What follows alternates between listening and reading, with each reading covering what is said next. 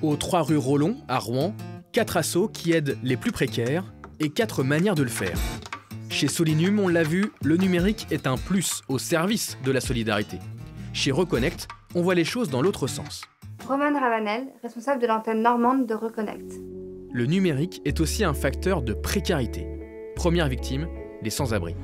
Une population naturellement peu connectée et qui n'a pas les outils pour, par exemple, stocker en ligne les papiers d'identité.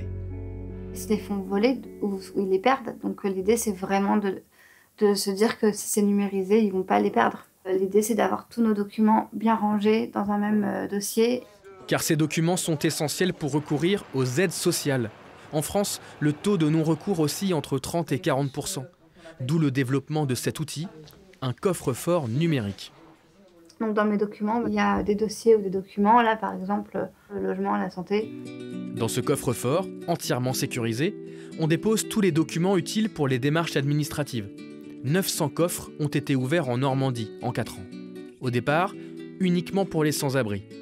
Mais il s'avère utile pour d'autres populations. Les jeunes qui cherchent à s'insérer professionnellement, les femmes victimes de violences ayant besoin de conserver leurs papiers en lieu sûr, ou encore les immigrés découvrant l'administration française. C'est le cas de cette jeune femme arrivée récemment sur le territoire. Si jamais vous voulez avoir des aides, il faut aller demander une allocation. Elle vit seule avec ses 2 enfants. Sans revenus, elle n'est pas encore inscrite au RSA. Donc a priori, vous auriez le droit à ça par mois. Donc ça, c'est pour le logement. Ouais, donc ça vaut le coup de faire la demande. Elle suit un atelier dispensé par Sandy de l'association Reconnect au CCAS de Mont-Saint-Aignan. En plus du coffre-fort, Reconnect propose des formations aux sites comme amélie.fr, caf.fr, etc. Donc là, vous avez fait la simulation, qu'est-ce que ça vous a dit alors? J'ai le droit à une aide, 400 et quelques, donc c'est pas mal. Ce site-là, caf.fr, Oui. c'est quelque chose que vous ne connaissiez pas avant? Non. Une seule bénéficiaire a suivi l'atelier de Sandy ce jour-là. Comment toucher les populations? C'est un des enjeux. Mais sur la ville, il y a certainement d'autres personnes qui ont des problématiques. Et ces gens-là, aujourd'hui, on ne les voit pas. On les voit pas. Ouais. L'équipe de Reconnect en réunion au CCAS. Il planifie de nombreux ateliers pour sensibiliser le plus grand nombre. On peut peut-être commencer par la CAF Donc ce serait le en premier début d'année. Ok, ouais.